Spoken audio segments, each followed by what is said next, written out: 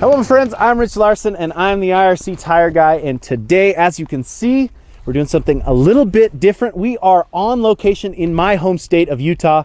It's snowy, it's cold, it is what it is, and I've got my buddy here, Jonathan Shults. Now, Johnny Mac Moto, follow him on Instagram. He's a rad dude. He's into hard enduro. We ride together on occasion, and as you can see, we've got two identical bikes. Now, we've got two 2021 Gas Gas EC300s. I got mine, and a few weeks later, Johnny got his.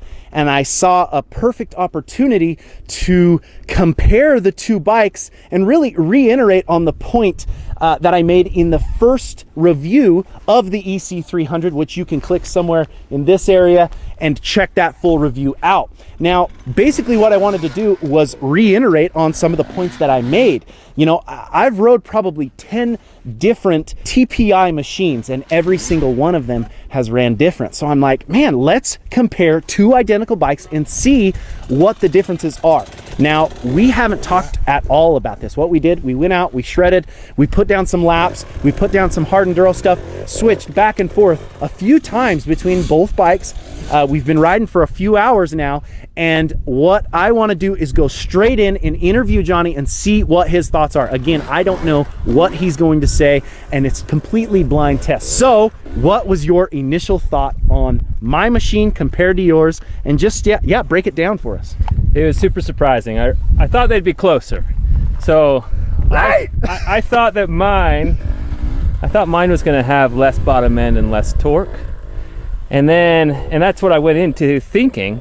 And then I rode yours, and it almost wanted to stall more often. And in fact, I stalled your bike a few times riding it. Oh, I love this. And it had way less torque down low. That is so It had way less grunt. funny. It sounded different too. Like this one sounds a little throatier, and then that one sounds a little poppier.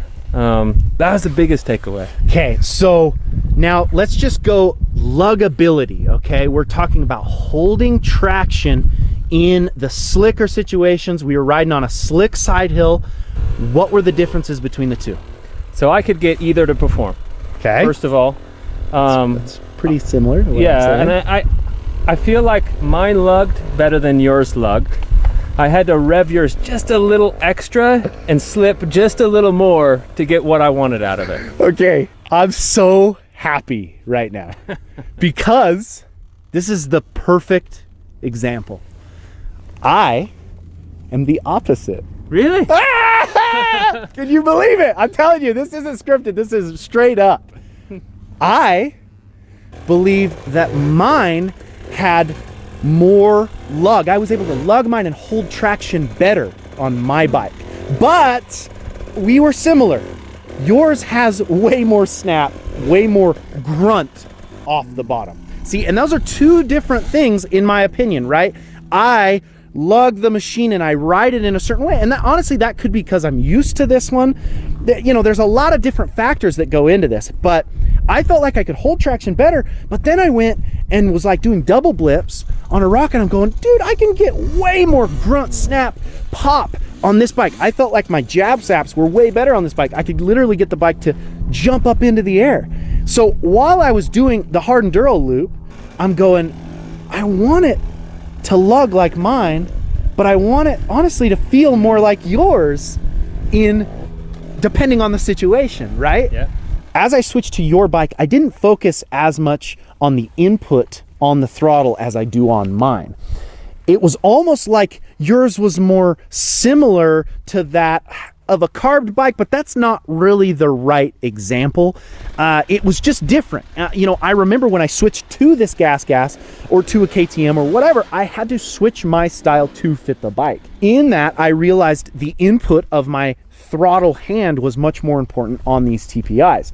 Now, compared to the other TPIs that you have, a newer 2021 KTM that you've only put a little bit of time on, and then you have an older TE300 that's a hybrid. This is the Kutusky. The Kutusky, as they call it. Yeah. The famous Kutusky that's famous on the internet for being a mishmash of parts, right? Yeah. Okay, so compare the Gas Gases to all of those bikes. Go ahead. Yeah, so That's why I thought mine would have less low-end torque than your bike, because my 2020 Katuski has more torque than this bike does. Right. Now that being said, I think this bike has more linear power and is a little easier to control when I'm riding, which makes sense that your perspective of the clutch or the torque difference is easier to hold traction here. Now I did notice when I was doing the switchbacks on your bike, I really did have to modulate the throttle a lot more, right? And that's why I stalled it. Okay. Right? Because okay. I wasn't paying attention, and then I noticed that my style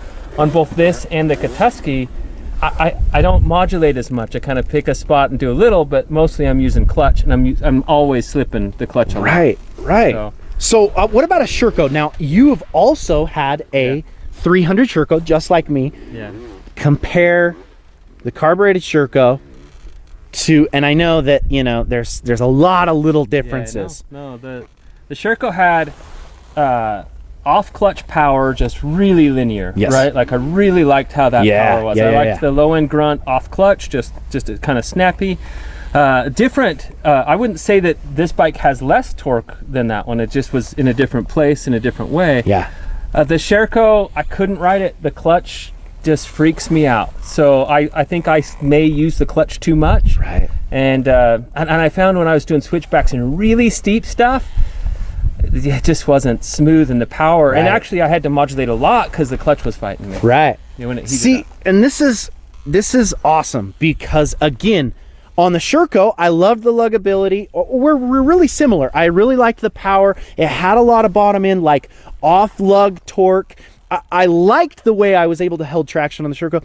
Of course, we agree the clutch definitely was the weak point on the Sherco, but I didn't mind a lot of the stuff that you are saying. Like there was, I did adjust my style to it, but it was less of a problem for me. And again, this goes to my larger point.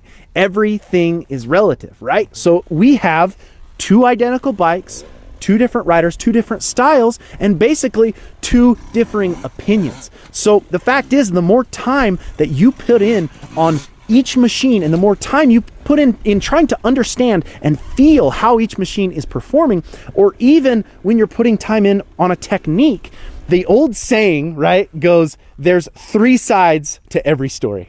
There's my side, your side, and the truth, and all three of them are wrong, right? The beauty of this is this kind of proves when you get tied to your opinions on something, really, it's all about perspective. And again, the fact is, if you don't agree with that, there's probably a relative reason as to why. I am absolutely stoked about this. Johnny, I appreciate you big time. If you guys want to check out Johnny's stuff, follow him at Johnny Mac Moto, and follow us on Instagram at IRC Moto, and my personal Instagram page at Rich Larson 511. And until next time, keep shredding.